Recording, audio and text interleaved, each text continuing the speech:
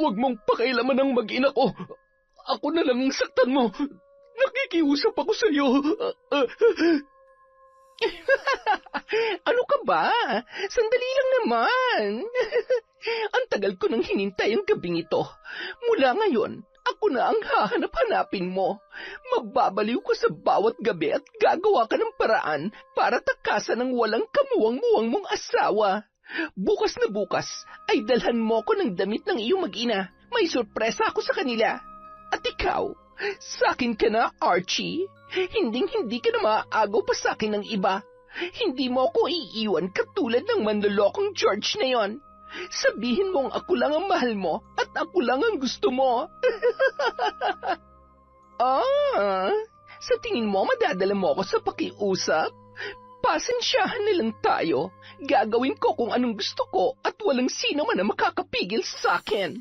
Dahil wala ka ring kwenta katulad ng ibang lalaking nakilala ko. Mas mabuti pang... Patayin na lang din kaya kita. Wag! Bitiwan mong kutsilyong yan! Huwag mo akong papatayin! Maawa ka! Anong ginawa mo sa akin? Bakit hindi ko maikilos ang katawan ko? Ibigay ang lakas at siya'y gabayan. Igawad ang lakas sa kanyang kamay at talas ng isipan upang labanan ang kasamaan ng isang ambisyosang mambabarang sa tulong ng mga higad na kauri niya at ahas na sumisimbolo sa katangian ng babaeng nais sumira sa aking pamilya. Magdusa ka!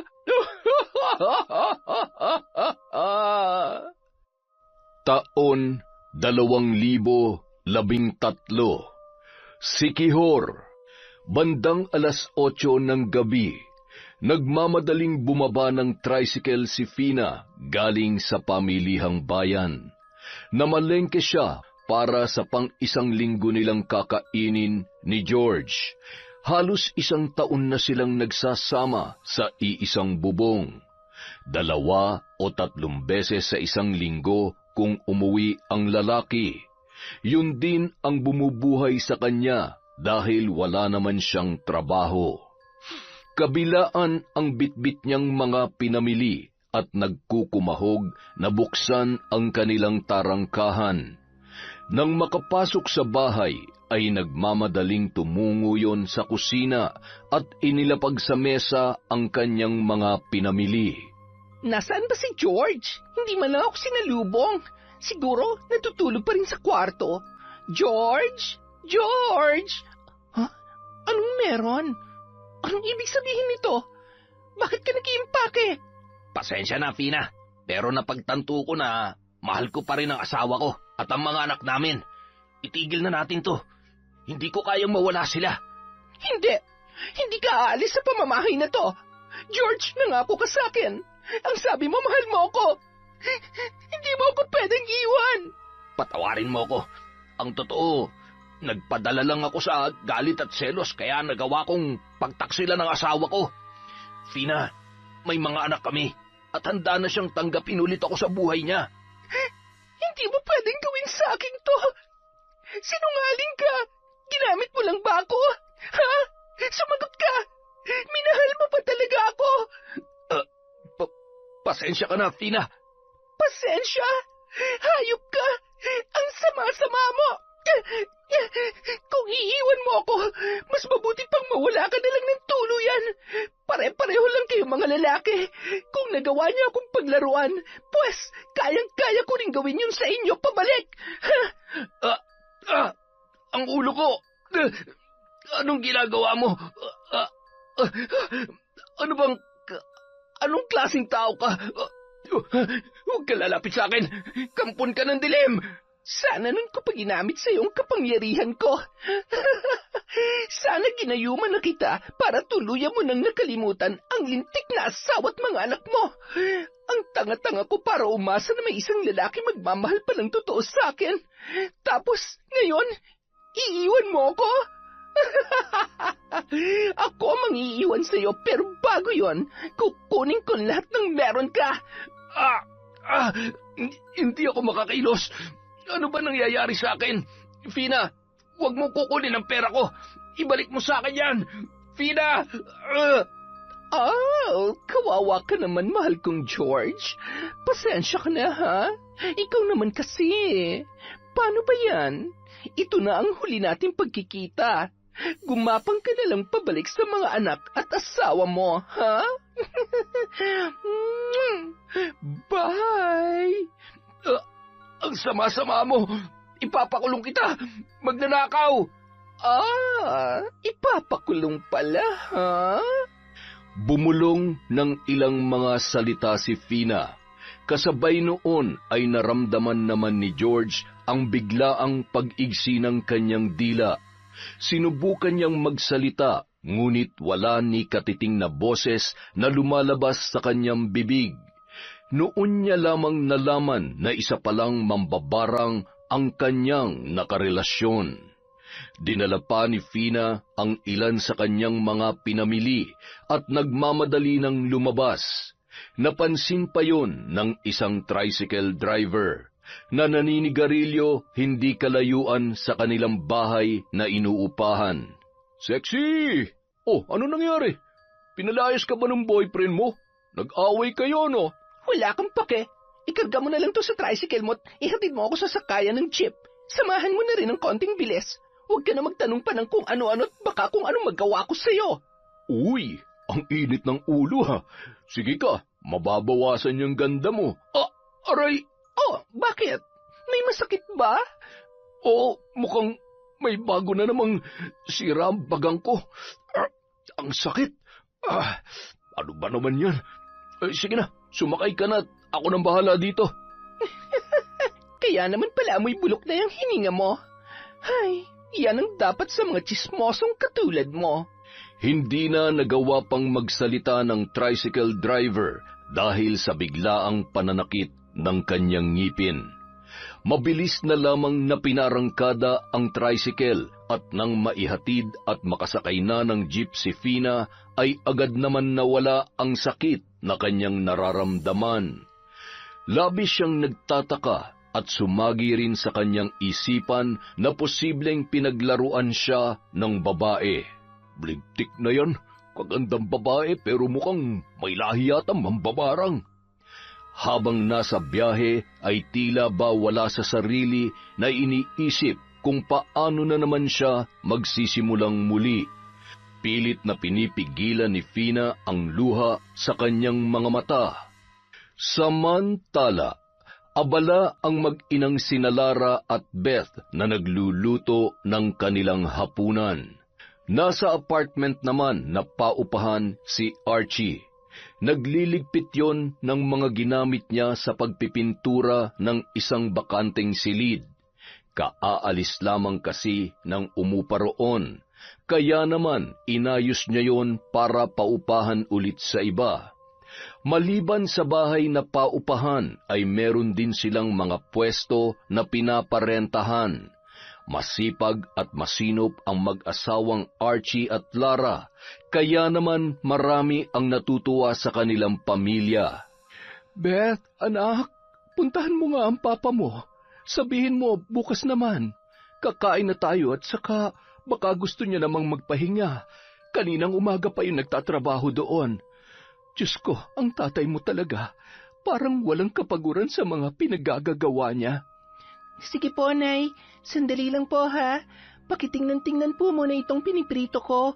Sige, anak. Ako na ang bahala dyan. Matipid namang ngumiti si Beth sa mga nangungupahan sa kanila nang batiin siya ng mga yon habang nakatambay sa labas ng apartment. Diretso lang siyang naglakad papunta sa kanyang ama at napatigil, sabay humakbang pabalik at napataas ang kilay.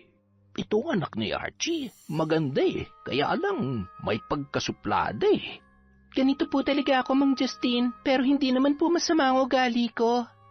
Ngumisi yun, sabay naglakad na ulit papunta sa kanyang ama. Wala naman akong sinabi pambihirang bata. Nabasa niya talaga ang isip ko. Siya, papasok na ako, kinikilabutan ako dito. Nagtawanan na lamang ang mga naroon. Sanay naman ang mga yon sa pagiging palabiro ng matanda, kaya hindi nila sineryoso ang sinabi noon. Bulaga! Oh, nanggulat ka pa talaga? Ano, namimiss na daw ba ako ng mama mo?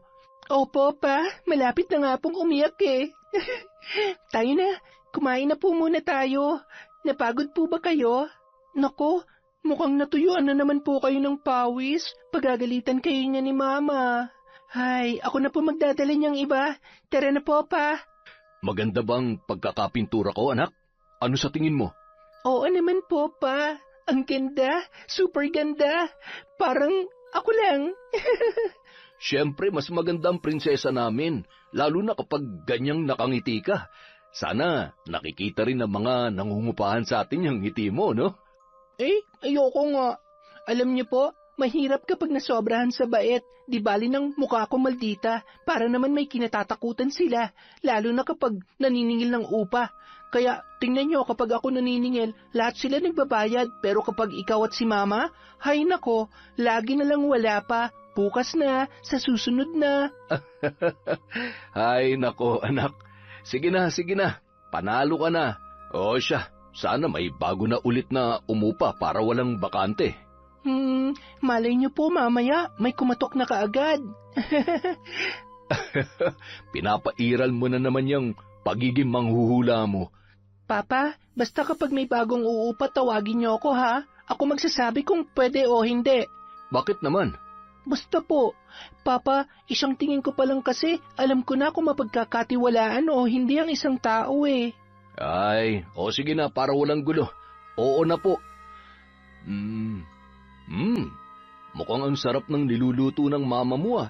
Correction, Papa. Ako po nagluto nun. Marunong na rin po ako dahil lagi akong tinuturuan ni Mama. Ang swerte-swerte ko talaga. The best talagang mama at papa ko. At syempre, nagmana ka sa amin. Dahil the best din ang prinsesa namin. Halina kayo dito. Huwag na kayong magbulahang mag-ama dyan. Agad nang naghain ng hapunan si Lara at tinulungan na rin yun ni Beth habang nagpapalit ng damit si Archie. Masayang nagkukwentuhan ang mag-anak habang kumakain. Pagkatapos ay agad na ring tumungo sa silid si Beth. Maaga kasi ang alis niya kinaumagahan dahil mag-e-ensayo siya kasama ang mga kabataang choir member ng kanilang simbahan.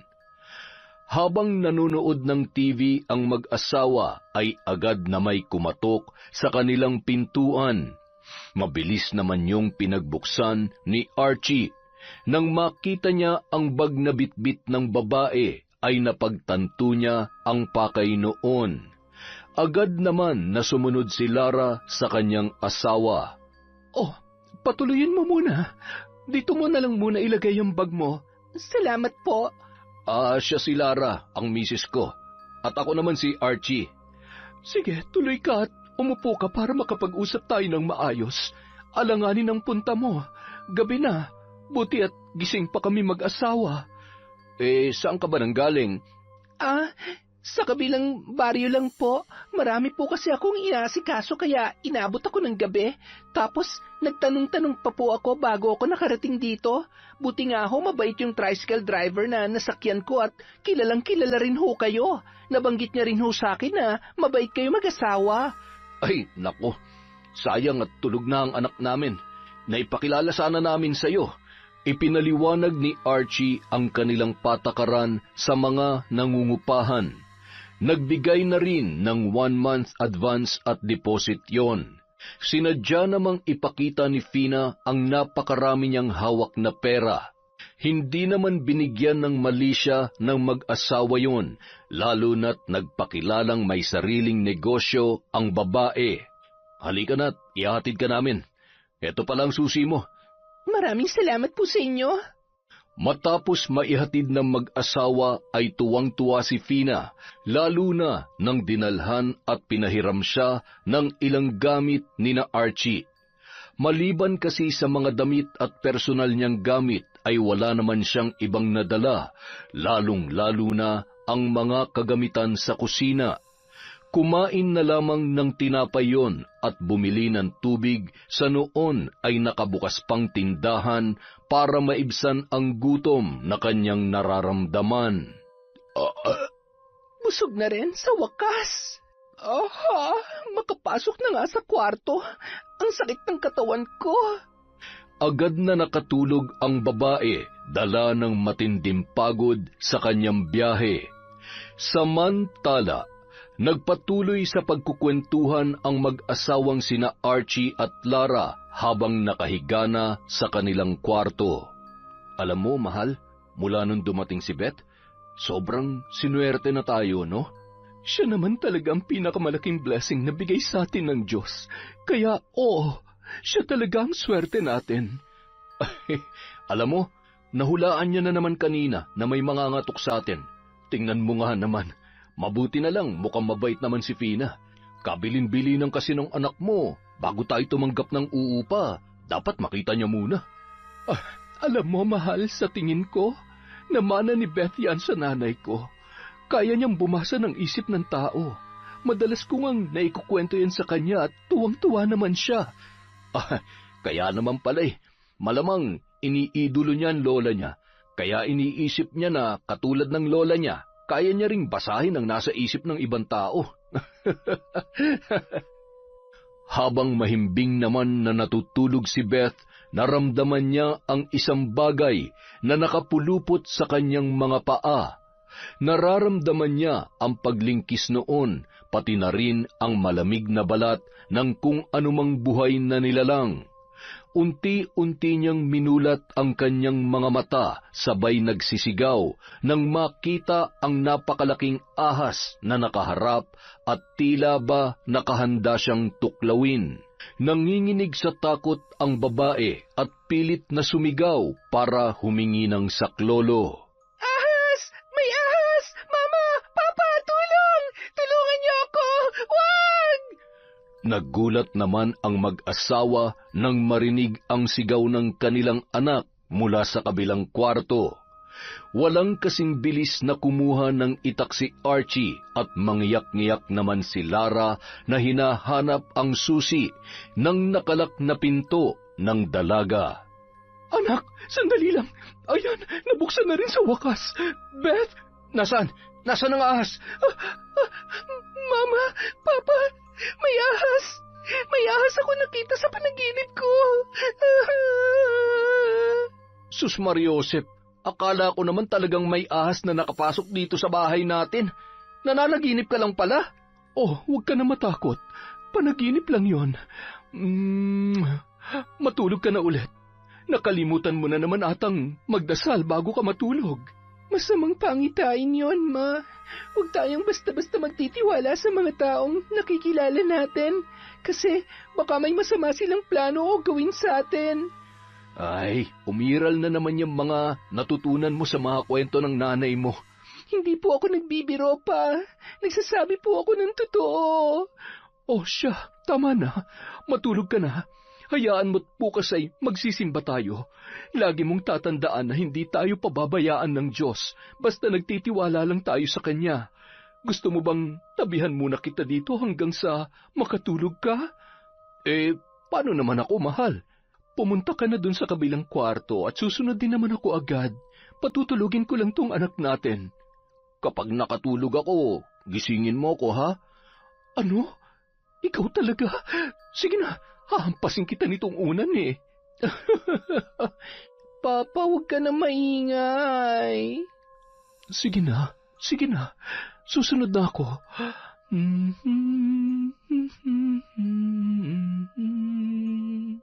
Kinaumagahan, maaga pa lamang ay pumunta na sa pamilihang bayan si Fina para mamili ng mga bago niyang gamit.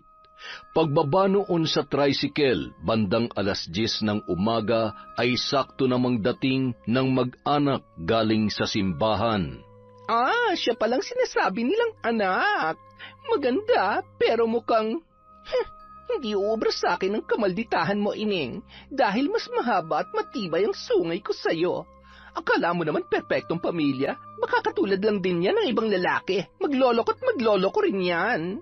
Aba, Bago ka rito, iha? Hello po. Opo, Lolo. Kagabi lang po. Ako ho si Fina. Ako si Justin, ang pinakapogi at macho na nangungupahan dito. Mukha nga ho. Sige ho, marami pa po kasi akong aasikasuhin. Nako, kung kailangan mo ng tulong ay tawagin mo lamang ako, darling, ha? At tutulungan kita. Wag na po. Salamat na lang. Baka mamaya ay hikain pa kayo. Baka mahawa pa ako sa TV nyo. Ay, kung katulad ni Archie ang tutulong sa akin, baka pumayag pa ako. Mula sa tarangkahan, natanawan naman ng mag-anak si Fina na hindi magkanda-ugaga sa mga hinahakot nitong gamit papasok sa kanyang apartment. Oh, sino yun, Papa? Di ba sabi ko sa inyo, sasabihin niyo muna sa akin bago kayo tatanggap ng uupa? Anak, huwag ka mag-alala. Nakausap namin siya ng papa mo kagabi. Mabait naman siya at magalang. Maayos din kausap. Oo nga naman, anak. Isa pa, mukhang hindi naman tayo mamumroblema sa paniningil dahil marami rin siyang pambayad. Hay, hindi naman po yan ang ibig kong sabihin. Lahat naman po kasi mabait sa umpisa, pero paglipas ng mga araw, lalabas din ang tunay na kulay ng kaliskis niyan, parang yung ahas na nasa panaginip ko kagabi. Ay, naalala ko tuloy. Sandali lang po pupuntahan ko lang. Anak, mamaya na. Oo nga naman anak, busy pa siya. Mabuti pa'y magpalit na tayo ng damit at tulungan mo muna ako magluto. Mahirap na baka biglang magbago ang isip kapag nakausap mo at lumipat pa yan sa iba. Okay lang. Tutulungan ko pa siya maghakot ng gamit. Ay, Sus Mariosep, galing naman kami sa simbahan. Pero bakit parang... Papa, maldita lang ako. Nagsasabi ako ng totoo at kung anong nararamdaman ko, pero hindi naman po ako masamang tao. Nagulat na lamang si Archie sa sinabi ng kanyang anak bago yun pumasok sa kanyang kwarto. Wala naman kasi siyang sinabi dahil nasa isip niya lamang yun. Mahal, mukhang may kakayahan ngang magbasa ng isip ng tao yung anak mo. Sabi ko sa iyo magbihis ka na rin at basang-basa na yung likod mo ng pawis. Matapos magluto ng tanghalian ay masaya silang nagsalo-salo. Habang kumakain, sakto namang dating ni Fina. Dahil nakabukas ang pintuan, dumiretso na yun sa loob. Tao po, pasensya na po, tumuli na ako. Bukas po kasi yung pintuan. Oh, Fina, ikaw pala. Tuloy ka. Kumakain lang kasi kami. Halika, kumain ka na rin. Ay nako, pasensya na po. Babalik na lang po ako mamaya. Oh, kumusta? May problema ba? Tuloy ka dito sa kusina. Halika na't kumain ka na rin. Ay nako, hindi na po. Makikiusap lang po sana ako kung pwede akong pumesto dito sa may tapat ng apartment. Magtitinda po sana ako ng lutong ulam para naman may pagkakitaan ako. Wala rin po kasi masyadong nagtitinda ng pagkain dito. Ay, sige, wala namang problema. Ano sa tingin mo, mahal? Oo, okay lamang yon. Tama yung naisip mo. Isa pa, malaking tulong sa mga taga rito yan. At kapag tinatamad kami magluto ay siguradong sa'yo na rin lamang kami bibili. Ay, siya nga pala, Fina. Si Beth, ang nag-iisa naming anak. Kumaway naman si Fina at tinitigan ang dalaga. Nagtama lamang ang kanilang paningin at hindi man lamang nginitian yon ng kanilang anak. Yumuko lamang yon at nagpatuloy sa pagkain. Nakaramdam naman ng kakaiba si Fina kaya agad na rin yung nagpaalam matapos magpasalamat sa mag-asawa. May kakaiba talaga sa batang yon. May kakaiba siyang enerhiya na hindi ko may paliwanag. Hindi ko kayang titigan ang mga mata niya. Hay, napapraning lang yata ako. Ang bait naman ng mag-asawa, lalong-lalo na si Archie. Ang gwapo niya at sa tingin ko ay napaka-responsable niyang asawa. Ay, ano kayang pakiramdam na may isang taong totoo nagmamahal at hindi ako iiwan? Samantala. O anak, bakit parang ang tahimik mo yata? Tinanong niyo po ba kung taga saan siya? May mga kamag-anak ba siya dito sa baryo natin o kakilala man lang? Hindi na, anak. Bakit? May problema ba? Pa, makinig kayo sa akin. Hindi ko alam kung bakit, pero masyadong mabigat ang pakiramdam ko sa kanya. Basta, huwag kayo masyadong magtitiwala sa babaeng yon. Lalo ka na, Papa. Oh, bakit ako? Kumain na nga lang tayo. Anak, wala namang masamang mag-ingat sa mga bago nating kakilala. Pero wag din tayong masyadong mapanghusga. Hindi rin naman tama yun. Mama, hindi ko naman siya hinuhusgahan. Ang sabi ko lang naman po, mag-ingat po tayo. Wala naman po akong sinabi na mali tungkol sa kanya. Oy, Esya. O na mahal namin prinsesa. Kumain na lamang tayo at... Ayan, lumamig na tuloy ang sabaw. Pagkalipas ng 1 buwan, abala sa pag-aaral si Beth at ang mga magulang niya sa kanilang negosyo. Marami na ring nakikilalang mga customer si Fina na puring-puri naman ang kanyang masarap na luto. Laging pinipilahan ng mga mamimili mula 8:00 hanggang 12:00 ng tanghali. Kabisado niya na rin ang oras at alis ng mag-anak sa araw-araw dahil binabantayan niya ang mga yon. Humahanap kasi ng tiyempo ang babae para masolo at makausap ng sarilinan si Archie. Hindi niya kasi mapigilan na humanga sa lalaki. Ayan, napakaganda ko na. Siguradong mauubos ang paninda ko ngayon. Sabado ngayon, mamimili sa bayan ng mag-ina, kaya may iwan na mag-isa si Archie. Siguradong bibili siya ng almusal sa akin mamaya. Kailangang may sagawa ko ng plano ko. Ayaw ko namang habang buhay na magpakahirap ng ganito. Aba, mamamatay ako na maaga dahil sa pagod at puyat sa pamamalengke at pagluluto. Mapapasakin rin siya at sisiguruhin ko na ako ang makakasira ng magandang imahe ng kanilang pamilya. Agad na nung hinakot ang kanyang mga paninda papunta sa kanyang pwesto. Ilang sandali lamang marami na ang nagdagsaang mamimili. Nung sakto namang paubos na ang kanyang almusal, ay siya namang dating ng isang lalaki. Uy, sakto, may isa pa. Magkano yung pansit? Ay, pasensya ka na. Meron ng may-ari niyan. Akin na lang yan. Dadagdagan ko pa ng 5 piso. Ang kulit naman ng pangit na ito. Hindi talaga pwede, Pogi. Bayad na kasi yan eh. Kung gusto mo, magkanin at ulam ka nilang. Mas masarap to at mas mabubusog ka pa. Ang daya mo naman, Fina. May pinapaboran ka ata eh. Siya, isang kanin at isang gulay na ampalaya na nga lang. Oh, ayan na. Huwag ka na magtampo. Pinasobrahan ko ng isang gayat yan. Nang makaalis ang lalaki, ay siya namang paglabas ni Archie para bumili ng almusal. Good morning, Fina. Anong almusal natin dyan? Nako, mukhang naubusan na yata ako ah. Napasarap kasi ang tulog ko eh. Hindi ako ginising nung mag-ina ko bago umalis. Nako, walang problema. Tinirhan kaya kita. Sa'yo na yan. Nag-iisa na lamang yan. Uy, hindi pwede. Oh, etong bayad. Hindi pwedeng libre at malulugi ka niyan. Masyado ka namang natatakot na malugi ako. Sige na ho, kunin nyo na yan. Siya, sige. Salamat na lamang dito sa paalmusal mo, ha? Sakto.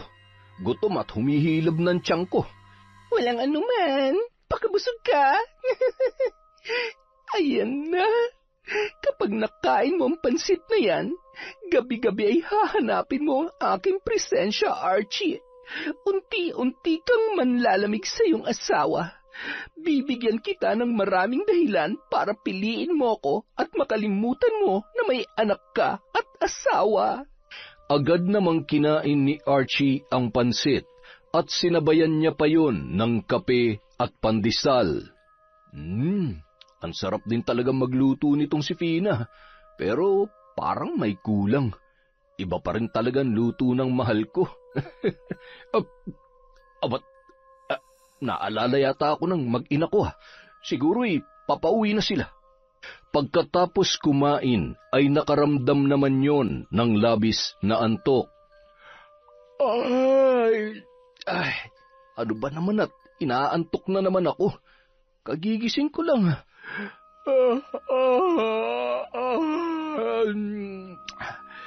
Ay, makahiga nga muna ulit dito sa sofa. Parang nahihilo pa yata ako. Nadatnan ng mag-inang sina Lara at Beth na tulog ang haligi ng tahanan. Aba, mahal, gumising ka na dyan. Pakipasok na yung pinamili namin ng anak mo. Okay ka lang ba? Masama ba ang pakiramdam mo? Ay, okay lang ako, mahal. Sandali lang, ha? Sobrang inaantok lang talaga ako na hindi ko mawari kung bakit. Kung kailan tinanghali ka na ng gising ay tsaka ka naman nakaramdam ng pagkaantok na ganyan. Buong maghapon na matamlay at hindi halos makausap ng maayos ng mag-ina si Archie. Wala din yung ganang kumain. Pagkatapos magligpit ng dalawa sa kusina, ay napansin nilang hindi man lamang nanood ng palabas sa TV si Archie na dati nitong nakagawian. Ano bang nangyayari sa papa mo? Ngayon ko lamang siya nakitang ganyan katamlay at parang wala sa sarili. Wala naman daw masakit sa kanya at wala rin siyang lagnat. Ay... Huwag kayong mag-alala, Ma. Magiging maayos rin ang pakiramdam ni Papa. Pwede mo naman siyang gamutin gamit ang aklat na pinamana sa iyo ni Lola. Hindi po ba? Hindi niyo po ba alam kung paano gamitin yon? Magpahinga na rin po tayo, Ma. Huwag kayong mag-alala kay Papa. Baka po napagod lang yan kahapon. Matapos maghilamos at magpalit ng damit, ay umupo si Beth sa kanyang kama. Pagkatapos ay humiga at patuloy sa pag-iisip ng kung ano-ano. Hindi naman magawang makatulog ng dalaga, kaya naman nagpapagulong-gulong lamang yon sa higaan. Kinuha niya na lamang ang paborito niyang aklat, pagkatapos ay nagbasa ng tahimik. Sa kabilang kwarto naman, tulog na rin si Lara. Nakayapos yun sa kanyang asawa.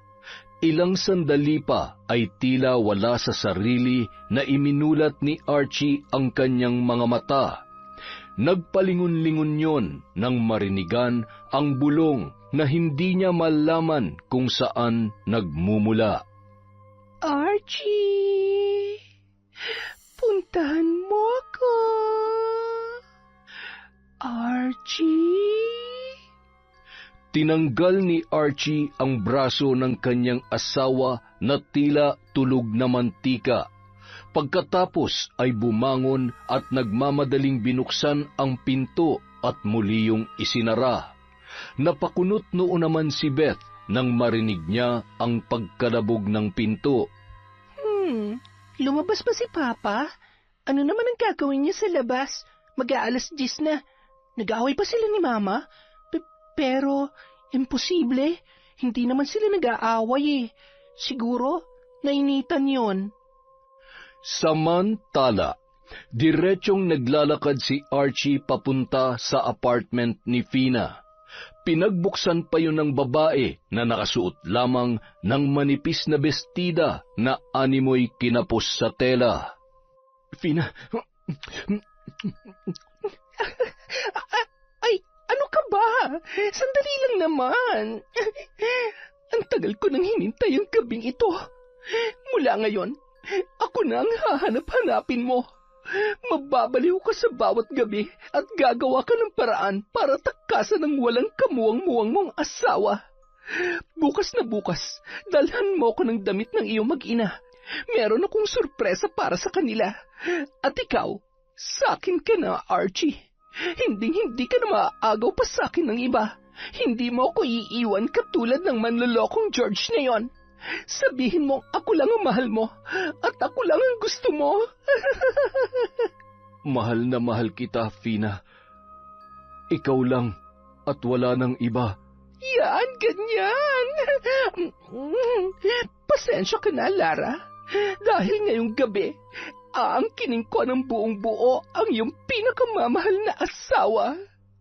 Pagpatak ng alauna ng madaling araw, biglang bumangon at nagbihis si Archie pagkatapos ay lumabas na yon sa apartment ng babae. Pagbukas ng pinto ay nagising naman si Beth na nagtataka kung saan nanggaling ang kanyang ama. Papa, alauna na. Saan kayo galing? Bakit ganyan ang amoy nyo? Amoy babae kayo. Manahimik ka.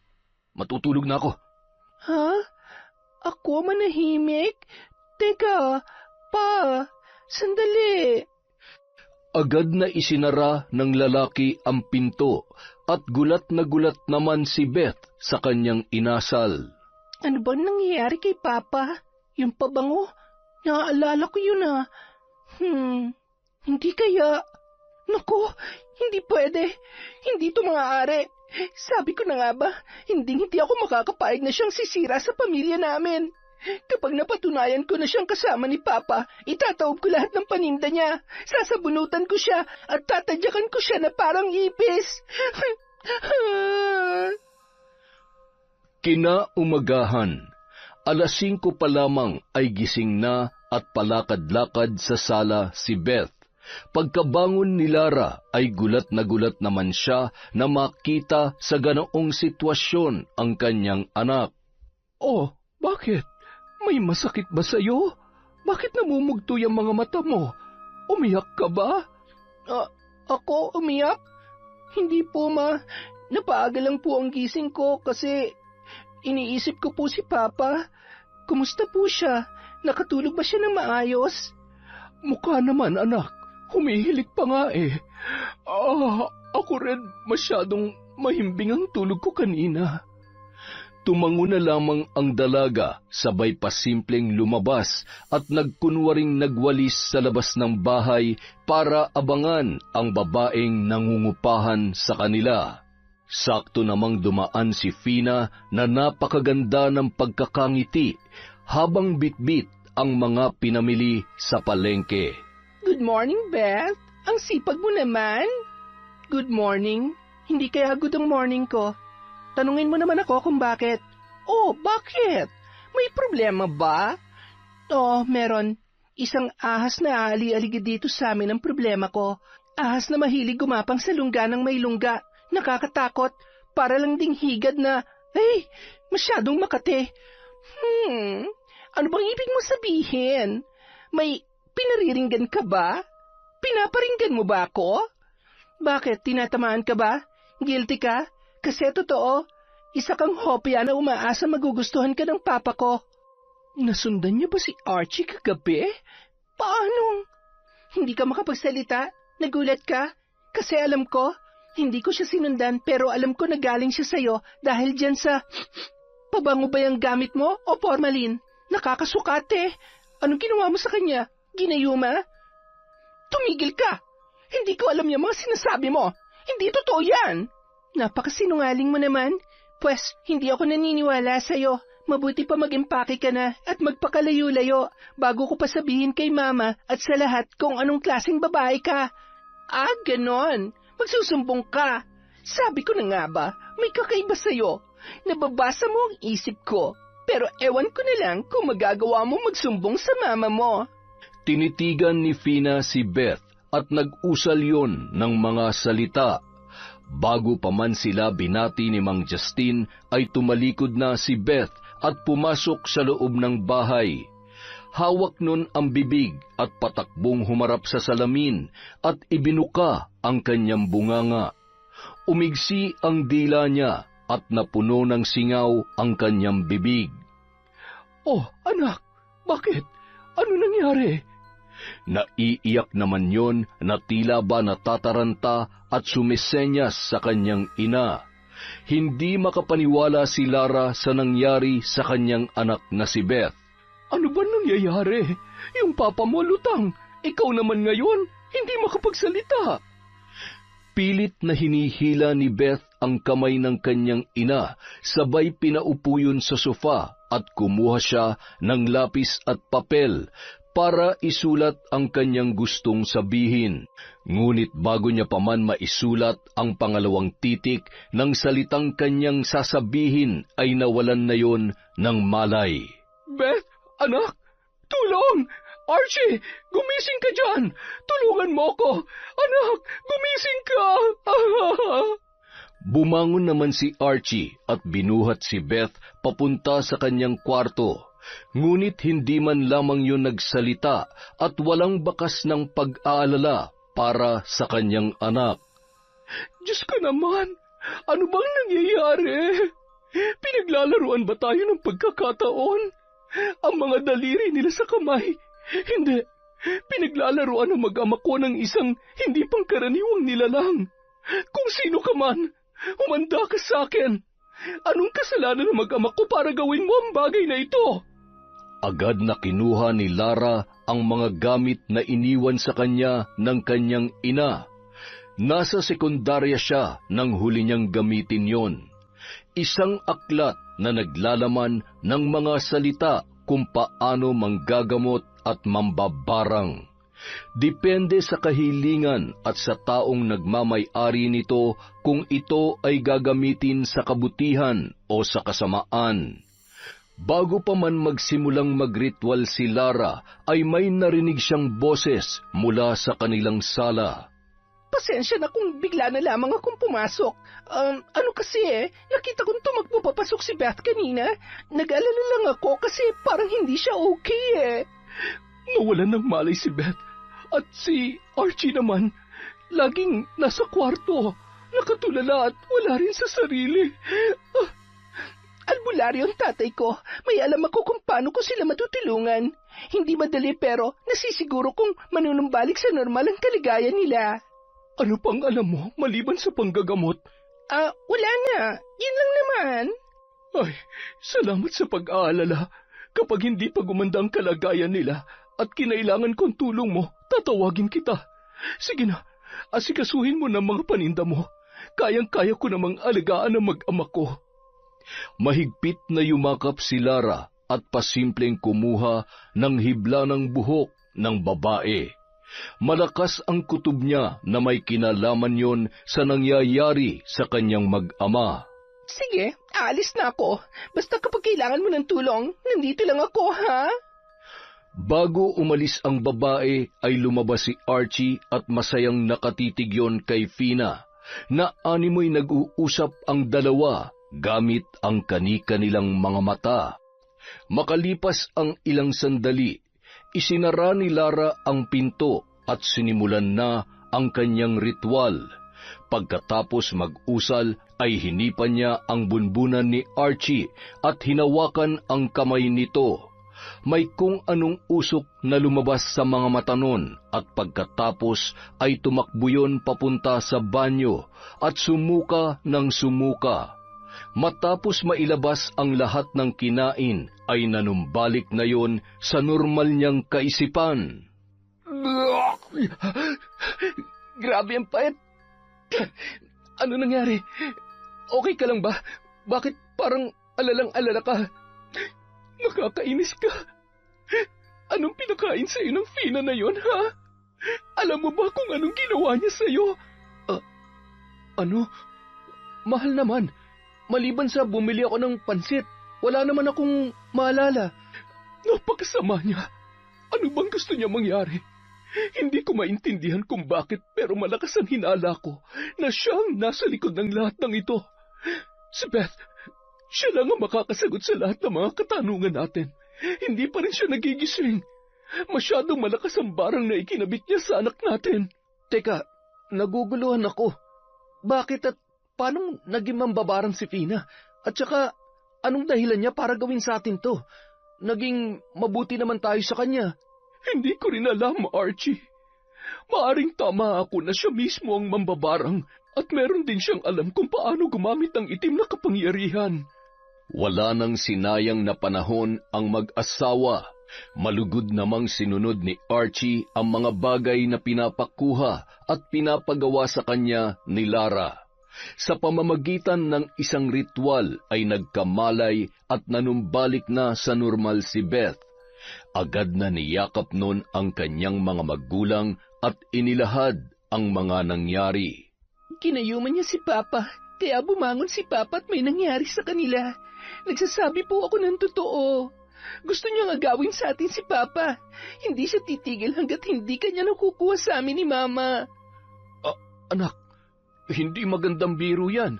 Kahit kailan hindi ko magagawang pagtaksila ng mama mo. Hindi ko maaatim na may mangyari sa pagitan naming dalawa ng babaeng yun. Pero nagawa niyo na po dahil wala kayo sa inyong sarili. Isa siya mambabarang. At dahil nalaman kong sikreto niya, binarang niya ako para hindi makapagsalita at makapagsumbong kay mama. Marami pa siyang pinaplanong masama. Kailangan na natin siyang paalisin kung hindi. Mas mahihirapan tayong labanan siya kung hindi natin alam ang bawat plano niya. Kailangan niyo ring magpanggap na nasa impluensya pa kayo ng kanyang kapangyarihan. Ilang sandali lamang, bigla na lang nandilim ang paningin ni Lara at nanghina. Mahal, Beth, hindi ako makakita. Wala akong makita. Nanghihina ako. Sinusubukan niya akong kalabanin. Nilalabanan niya ang lakas ng kapangyarihang taglay ko. Anak, kunin mo ang kwintas na nakalagay sa pulang sisidlan. Isuot mo sa akin. Hindi niya ako maaaring matalo. Hindi niya maaaring malaman na ako mismo ang nanggagamot sa inyo. Malakas din ang kanyang kapangyarihan at nararamdaman ko na hindi rin siya takot pumatay. Mangyari lamang ang kanyang gusto. Nang maisuot ng babae ang kwintas, ay bumalik ng doble ang kanyang lakas. Sabay sinabayan niya yon ng orasyon na lalong magpapalakas ng kanyang kapangyarihan.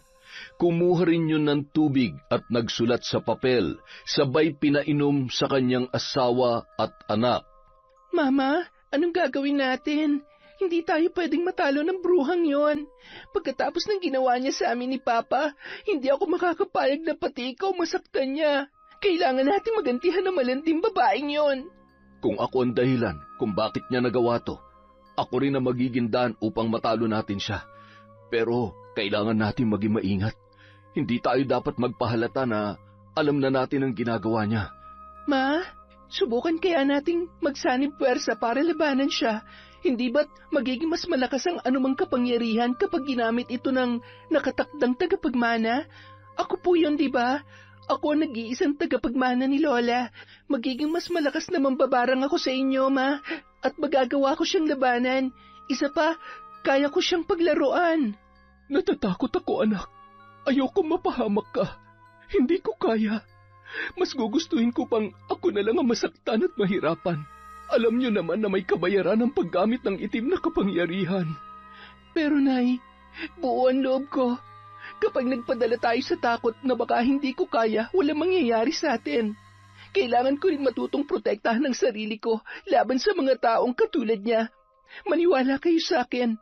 Nagsisimula pa lang siya at kapag naunahan niya tayo, wala na tayong magagawa pa. Ayaw ko, Nay. Ayaw ko pang mamatay. Mahigpit na lamang naniyakap ng mag-asawa ang kanilang anak. Samantala, ano ba nangyayari sa akin? Nahihilo ako.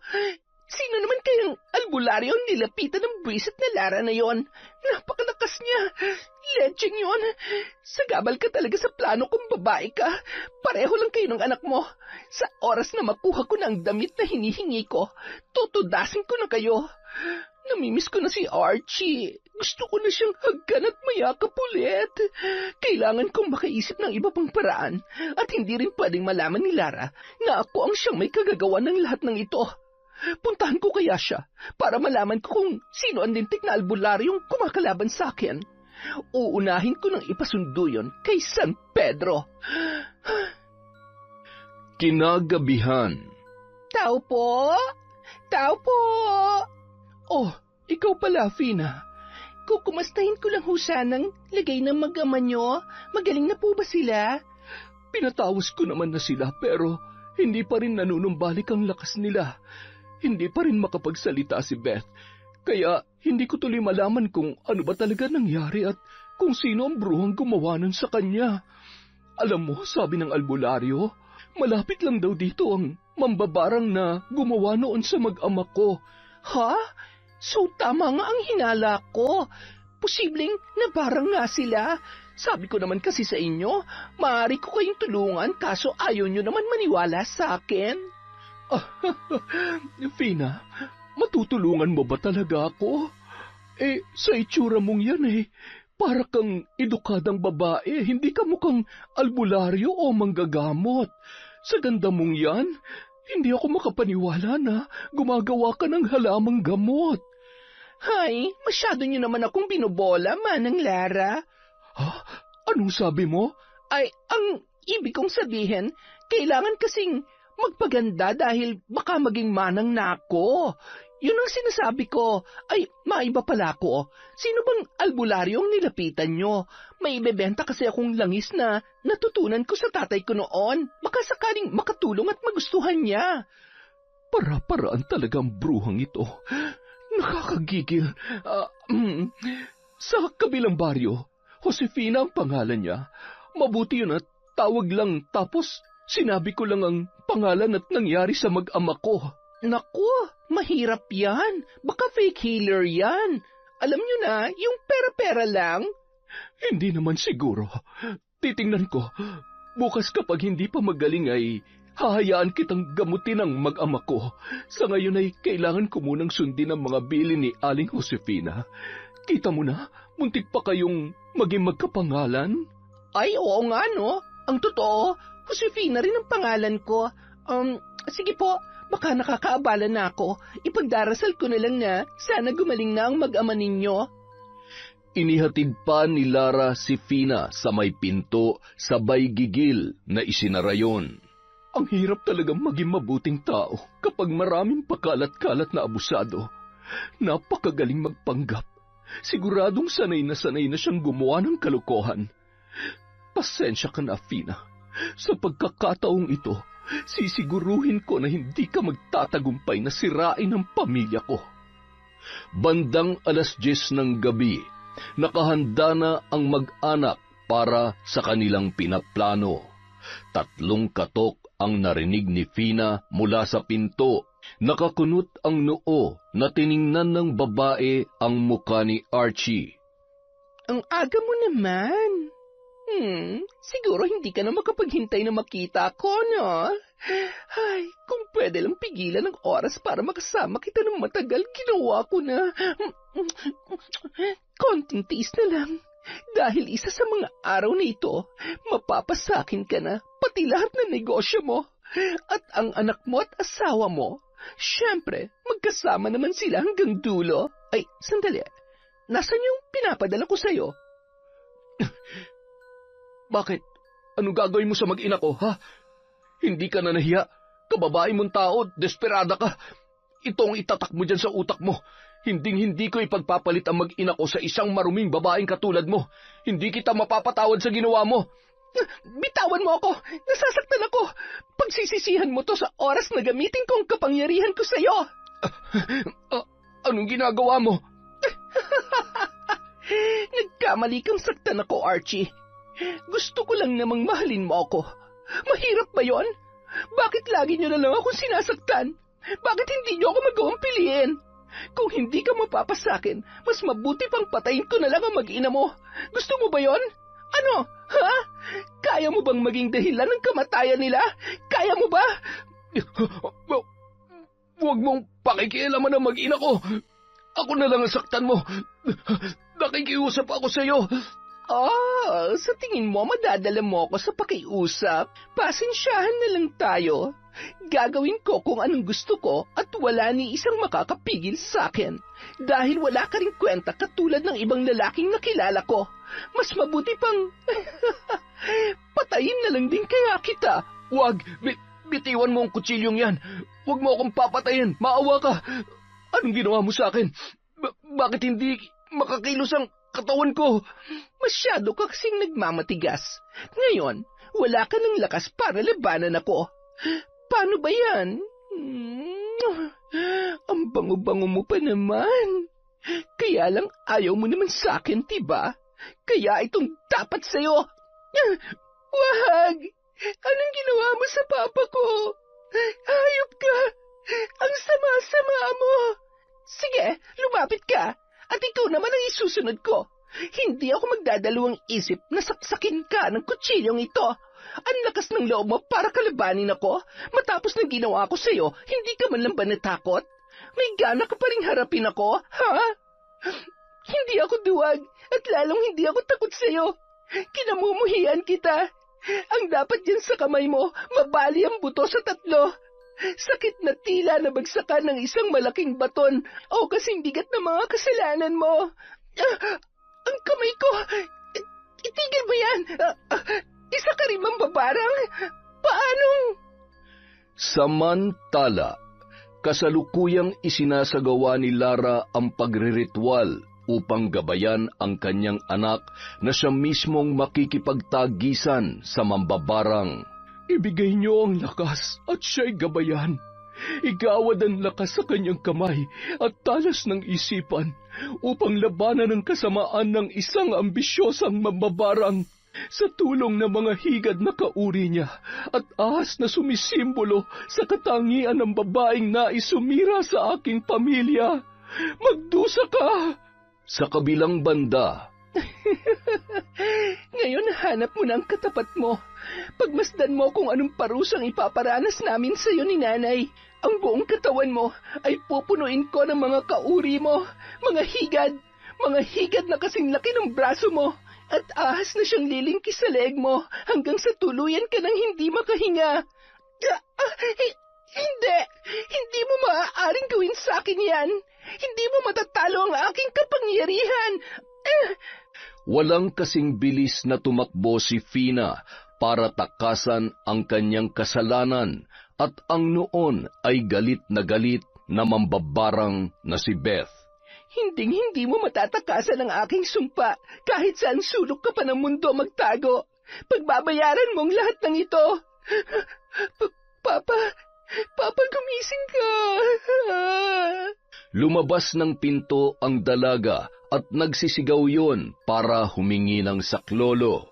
Isa-isa namang naglabasan ang mga taong nangungupahan sa kanila. Aba, akala ko'y nananaginip lamang ako. May sumisigaw nga pala talaga. Ano ba nangyayari?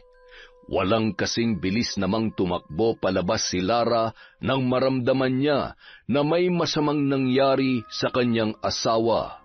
Anong nangyari? Paraanin niyo ako. Diyos ko, Archie, gumising ka. Huwag mo kaming iiwan. Nakikiusap ako sa'yo. Patawad, Nay. Hindi ko po naprotektahan si Papa. Makalipas ang 1 buwan, ilang ulit ko bang sasabihin sa'yo, hindi kita matutulungan. Ano naman ang alam ko sa mga sinasabi mong yan? Sakit ng tiyan at sa pagtatai lamang ang gamot na ginagawa ko. Minsan ay pumapalpak pa, kaya huwag ka nang makulit. Pasalamat ka at pinatira kita dito. 1 buwan mo na akong pineperwisyo. Wala naman akong napapala sa'yo. Masyado ka namang atat. Makakabawi rin ako sa'yo. Isa pa, kailangan kong makuha yung perang naiwan ko sa apartment na yon. Yun na lang ang pag-asa ko. Ay! Alam mo, sa tingin ko, hindi na babalik sa normal yung kamay mo. Hindi biro kung totoo na mambabarang ang may gawa niyan. Bakit hindi ka na lang humingi ng tawad sa may gawa niyan sa'yo? Ako? Hihingi ng tawad? Baliw ka ba? Ba't ko gagawin yon? Mas gugustuhin ko pang mamatay na lang kesa humingi ng tawad sa kanila. Di ikaw ang bahala. Kapag namatay ka dito sa bahay ko, ipapaanod na lang kita sa ilog o di kaya ibabaong kita dyan sa lupa sa likod ng bahay. Pisit ka talaga. Wala ka nang naitutulong sa akin. Puros kanigahan pang sinasabi mo. Alam mo na uubos ng pasensya ko sa iyo, ha? Hindi ko na alam ang gagawin ko. Hindi na rin gumagana ang kapangyarihan ko bilang isang mambabarang. Ano ba kasi ang ginawa mo? Bakit nangyari sa iyong lahat ng yan? Siguro ang sama-sama talaga ng ugali mo, no? Ngayon ngang... Tumigil ka na! Dahil kahit hindi ko may galaw tong braso ko, kayang-kaya kitang tadyakan nitong mga paa ko. Sige, magsungit ka pa. Kapag hindi ka pa nagpakabait, siguradong hindi ka na talaga gagaling. Kung ako sa'yo, magsimba ka, humingi ka ng tulong sa Diyos. Magbalik loob ka sa Kanya. Tapos harapin mo ang mga kasalanan mo kung gusto mo pa talaga mabuhay ng matagal. Di ba sabi ko tumigil ka na? Bakit lagi mo na lang akong pinangungunahan? Hindi nga ako mahal ng Diyos na yan, kasi sinubukan ko naman. Nagpakabait ako, pero ano, paulit-ulit lang din ako niloloko at inaabuso ng mga taong minahal ko. Hala, huwag kang umiyak. Gusto mo bang uminom para mailabas mo ang lahat ng saloobin mo? Bakit? May alak ka ba? Bibili ako. Sandali lamang, ha? Teka nga, nangaasar ka ba? Paano naman ako iinom nito? Kita mo naman, kung sa pagkain nga sinusubuan mo pa ako tapos magiinuman tayo. Visit ka? Visit ka rin, pero huwag ka mag-alala. Ako ang bahala sa'yo. Bibilang kita ng straw. Ay, ang malas ko naman talaga. Minsan lang akong magkaroon ng bisita saksakan pa ng sama ng ugali. Konting-konti na lang talaga papatulang ko na ito. Kaya lang, ay nako, nakakaawa pa rin naman. Medyo may kalayuan ang tindahan mula sa bahay ng albularyong tumutulong kay Fina. Doon napadpad ang dalaga nang tumakas yon mula sa karatig lalawigan. Napatigil yon sa isang poste sabay tinitigan ang pamilyar na muka na nakadikit doon. Kilala ko ito Parang nakita ko na ang mukhang ito. Hindi ko lang matandaan kung saan. Ay, putya. Oo nga, si Fina ito Aba, sikat palang bisita ko ngayon. Ano bang nakasulat na ito? Hindi ko naman mabasa. Di bale, babalitaan ko na lamang siya. Nang makabalik, ay tuwang-tuwa ang albularyo na ibinalita kay Fina ang kanyang nakita. Nag-iisip ka ba? Ang hina talaga ng utak mo kahit kailan. Bakit ka ba nagagalit? Ayaw mo nun, sikat ka? Hindi ka nakakatawa. Aray ko, ang sakit. Nabasag yata ang itlog ko kapag ako nabaog makita mo. Buti nga sa'yo. Mukhang hindi ka naman talaga totoong albularyo. Hindi mo ba alam kung anong ibig sabihin ng nakita mo? Wanted ako. Ibig sabihin, anumang oras ay huhulihin ako. Kaya wag na wag mo sasabihin kapag may nagtanong sa'yo kung nasan ako, ha? Malilintikan ka sa akin. Patay. Sabi ko pa naman. Nako, paano kaya ito? Siguradong magsusumbong ang mga tropa kong tambay. Kinagabihan. Tol, halika. Huwag mo sabihin na gusto mo pang tumagay. Abay, wala na akong pambili. Hindi. Suklayan mo naman ang buhok ko. Ang pangit-pangit ko na. Hindi na ako maganda, Hindi na ako makapag-lipstick man lang. Maganda ka pa rin naman. Sandali lang ha. Pasensya ka na dito sa suklay ko. Medyo madumi. Hanip naman ang suklay na yan. Ano ba talagang kulay niyan? Itim o puti? Sa pagkakaalala ko'y puti yan dati. Huwag ka nang magreklamo. Ang sabi mo, suklayan kita. Hindi kuskusan to. O ayan, ang importante, masuklay natin tong buhok mo. Fina? Bakit? Yung buhok mo. Ang ulo mo. Tingnan mo. Ha? Anong ginawa mo? Wala. Sadyang naglalagas lang talaga at... ano yan? May naglaglagan na mga higad. Takot ako dyan. Hindi. Tulungan mo ako, maawa ka. Ang daming higad sa katawan ko. Aray, ang kate. Tama na. Ayoko na. Gas at apoy. Kaya lang masusunog ka. Hindi na malaman ng nataguriang albularyo kung paano tutulungan ang babae. Nang magpaliyab ng apoy gamit ang isang tela na itinali niya sa kawayan, ay bigla namang nawala ang mga higad. Nanlalambot at puno ng pantal at sugat ang katawan ni Fina na naglulupasay sa lupa. Ayaw ko na. Ang sakit. Ang hapdi. Hirap na ako. Ilibing mo na lang kaya ako. Ayaw ko nga. Baka mamatay ka, hindi ka makakahinga dun. Sige ka. Grabe. Ang bobo mo naman. Sobrang bobo mo. Grabe ka naman. Alam ko naman yun. Huwag mo na ipaalala. Halika na. Lilinisin natin yung katawan mo. Ang dami mong pantal at sugat. Hayaan mo na ako dito. Baka sakaling bumuka na lang tong lupa at lamunin na lamang ako. Wala nang nagawa si Fina nang buhatin siya ng bago niyang kaibigan. Mas lalong nakaramdam ng pagkahabag ang naturang albularyo nang makita ang malubhang kalagayan ni Fina habang nililinisan niya ang katawan noon. Iilang hibla na lang din ng buhok ang kumakapit sa kanyang anit. Habang binibihisan ay nakatulog na yon na animoy sanggol na nakabaluktot. Agad na ring nahiga ang babae matapos sindihan ng albularyo ang maliit na lamparang degaas na magsisilbi nilang liwanag ng gabing yon. Bandang 12:00 na ng gabi, nagising siya nang marinig ang tila nahihirapang humihinga na si Fina. Nakabuka ang bibig nito at nagpupumiglas na animoy sinasakal.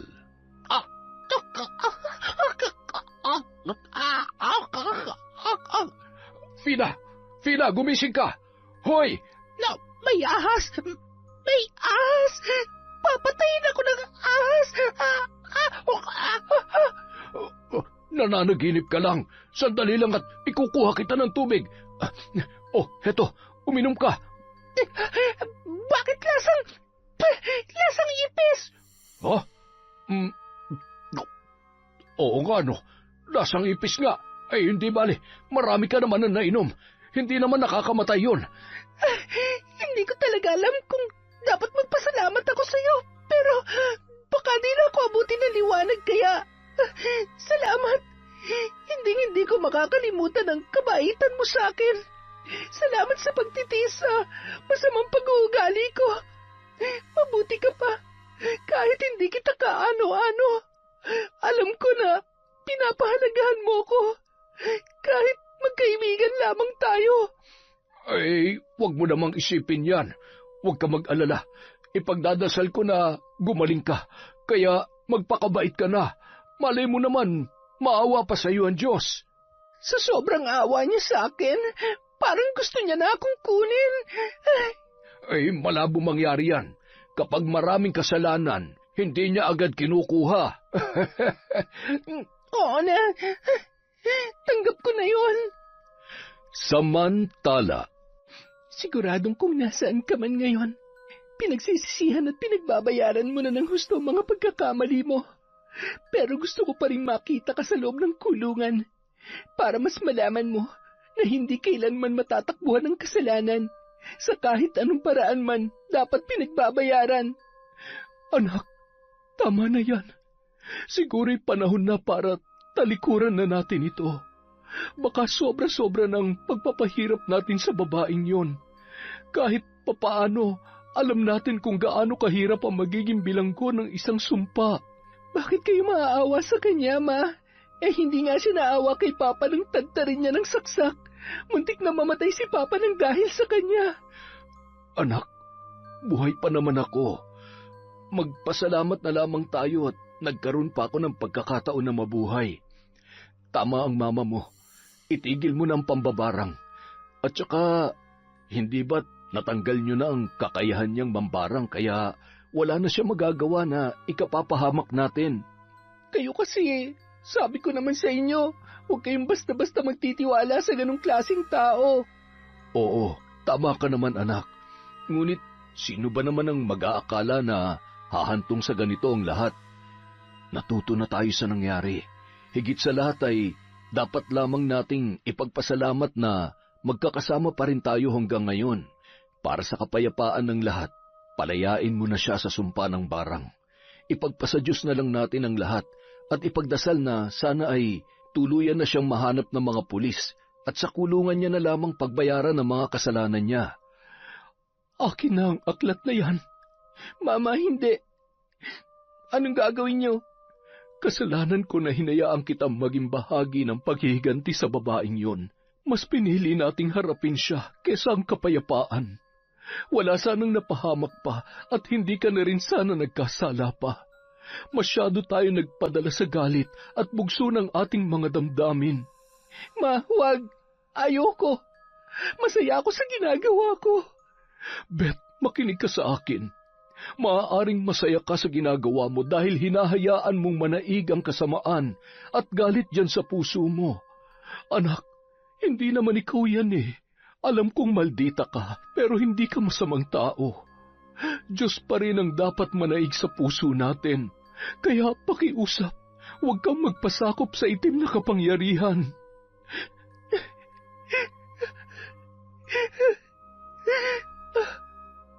Anak, Beth, ano nangyari? Huwag kang mag-alala. Ako ang dahilan kung bakit nawalan siya ng malay. Diyan ka lang. Bantayan mo siya.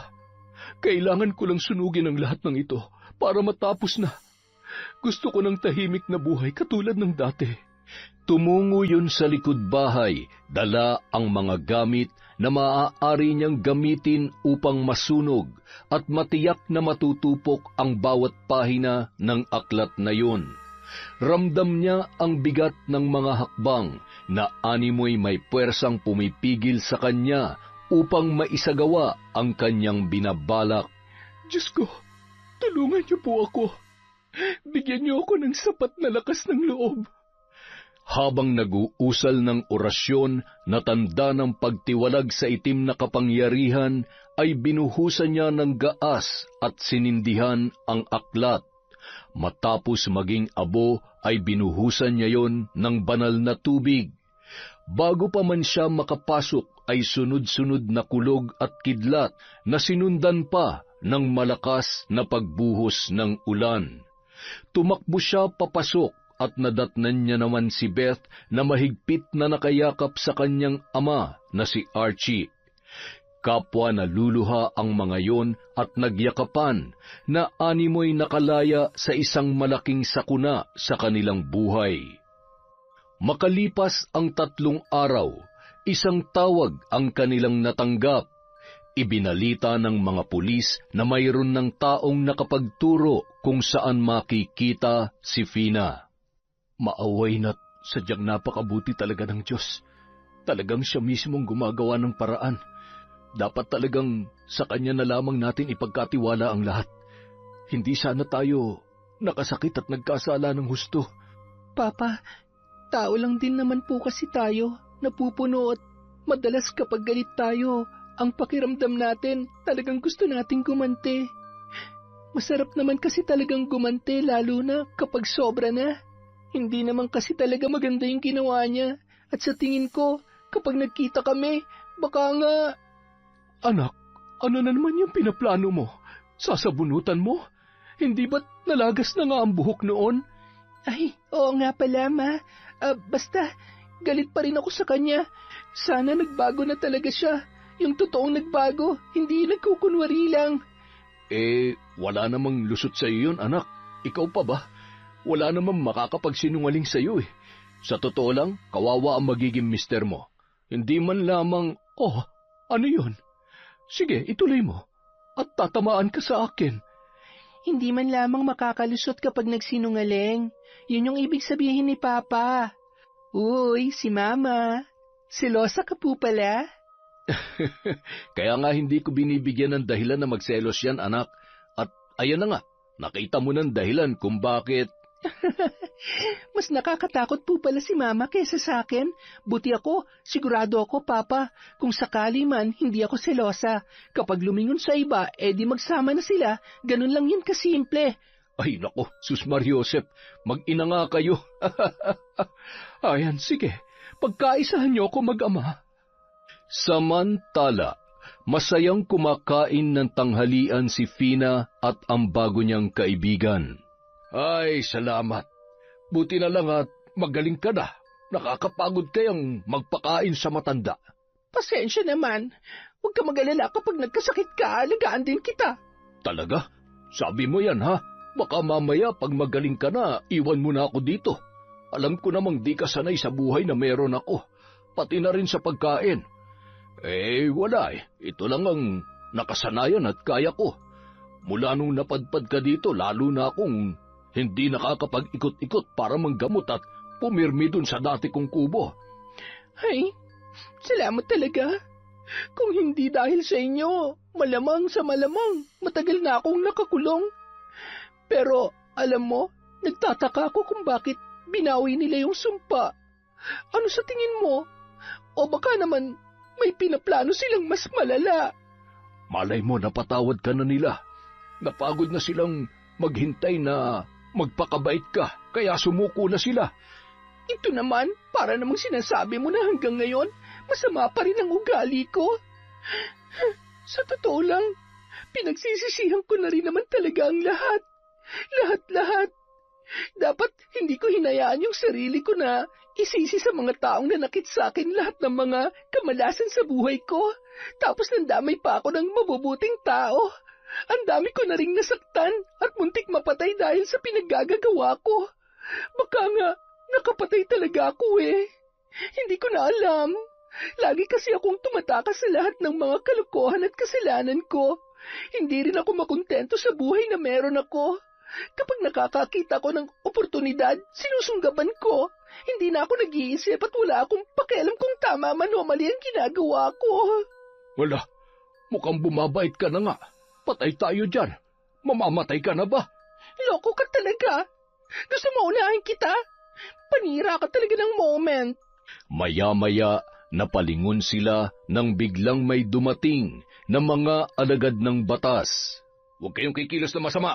Sumama na lamang kayo sa presinto. Nagkatinginan ang dalawa at kusang loob na sumama sa mga pulis.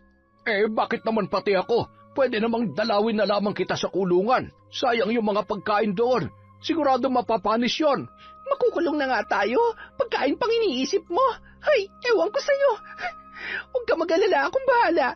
Sisiguruhin ko na hindi ka makukulong. Wala ka naman talagang kasalanan.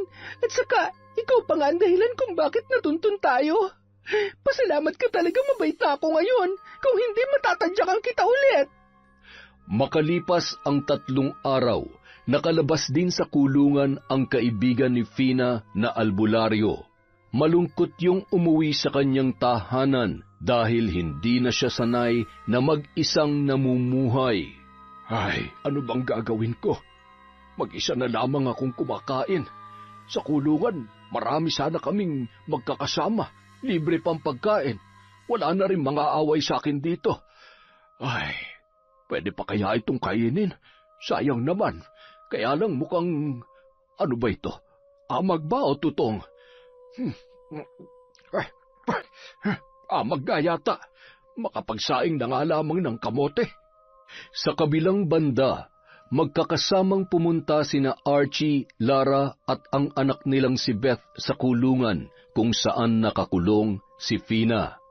Hindi naman makapaniwala at nakayukuyon na umupo habang nakaposas ang mga kamay.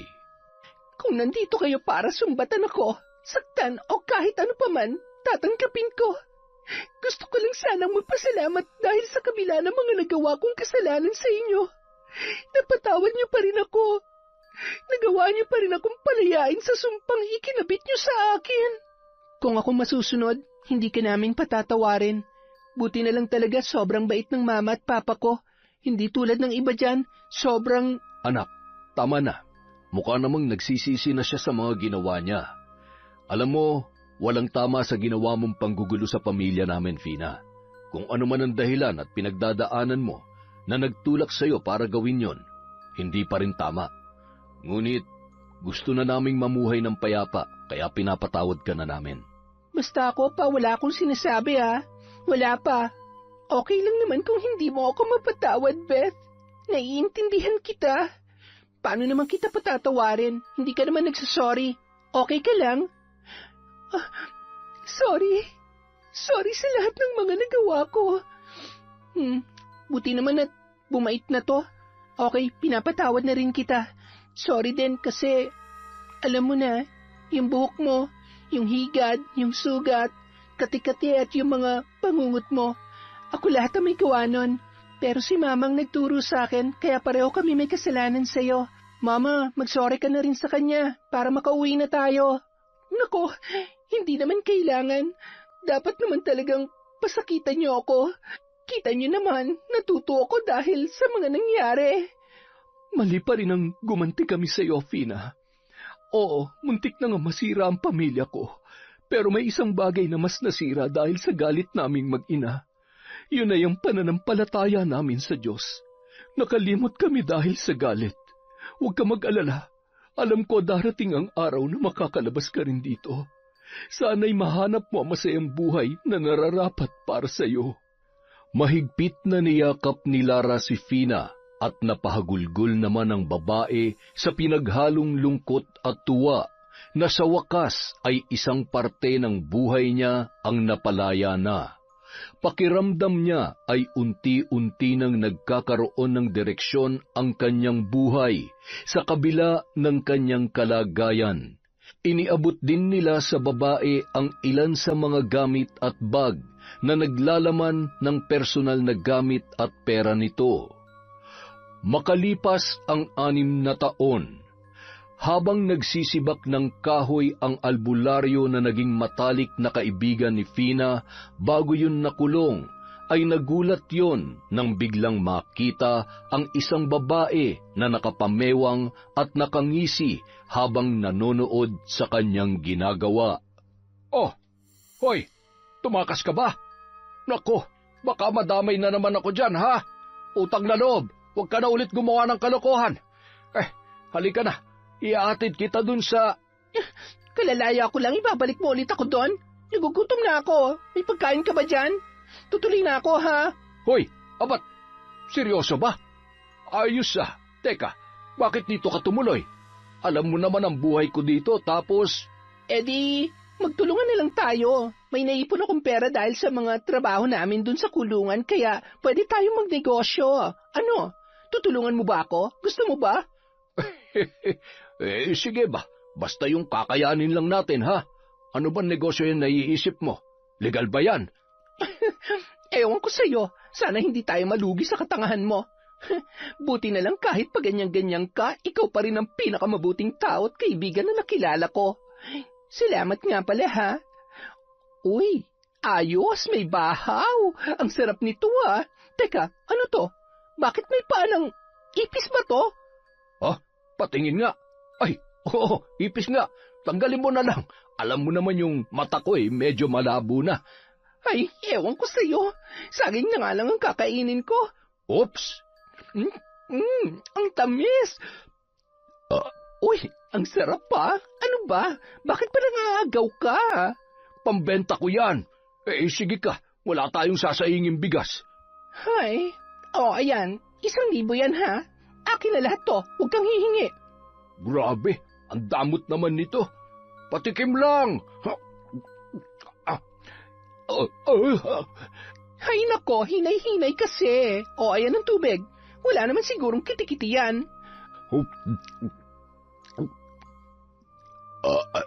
Ay, salamat naman. Samantala, Ma, Pa, yuhu! Nandito na po ako. Mano po. Oh, may kasama ka pala. Tuloy ka, iho. Kaklase ka ba ni Beth? Opo, kaklase ko po siya. Huwag ka na mahiya. Sabihin na natin ang totoo. Hindi naman magagalit sina Papa at Mama. Hindi po ba? Anak, ang ibig mo bang sabihin?